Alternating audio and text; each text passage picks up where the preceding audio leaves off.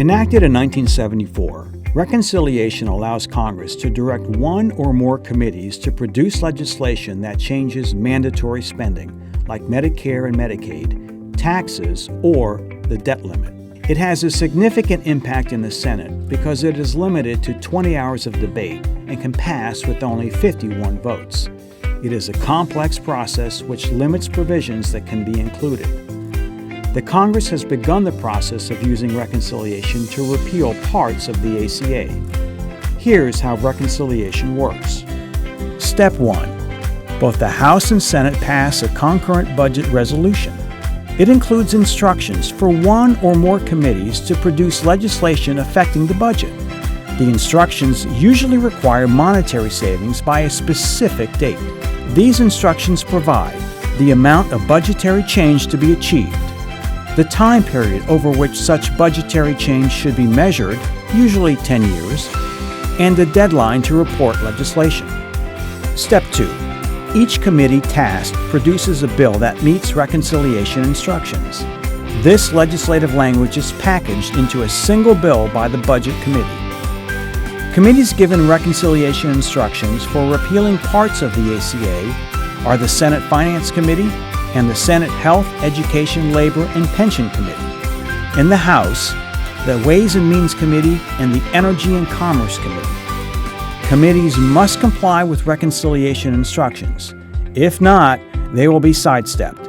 Reconciliation moves forward with or without them. Step 3. Bills go to floors. To keep the reconciliation process true to its federal budget intent, the Senate sets limits on what can be part of a reconciliation bill. The Byrd Rule determines which provisions are considered extraneous and should be stricken from a bill. There are 6 cases to strike a provision. It does not change spending or taxes. The net effect of a provision does not achieve its fiscal target. The committee reports outside its jurisdiction. The budget effects of a provision are incidental to the overall policy objective. It increases the deficit in any year after the budget window included in instructions, or it changes Social Security. Before a reconciliation bill is on the floor, the Senate parliamentarian reviews it to ensure there are no Byrd Rule violations. While on the floor, any senator can object to a provision believed to violate the Byrd Rule. If done, the provision will be ruled on by the presiding officer of the Senate, who relies on the Senate parliamentarian. A vote of 60 senators is required to overturn the presiding officer's ruling. In the House, the Byrd Rule does not apply. The Budget Committee decides if committees are in compliance with instructions relying on the Congressional Budget Office's estimates. Step 4. The House and Senate vote on their respective reconciliation bills. In the Senate, a reconciliation bill is limited to 20 hours of debate, so it cannot be filibustered. Amendments are also limited, and a reconciliation bill is able to pass with only 51 votes. Other Senate bills require 60 votes for passage. The House also requires a simple majority of votes for passage.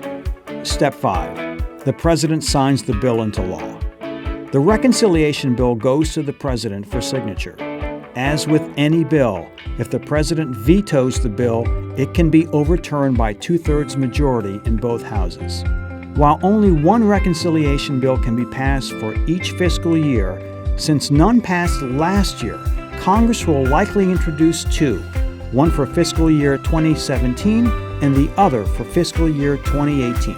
With a Republican majority, Congress is well-positioned to make significant changes to existing laws through the reconciliation process, including repealing parts of the ACA. Contact your members of Congress. If the ACA is to be repealed, urge that it be replaced simultaneously.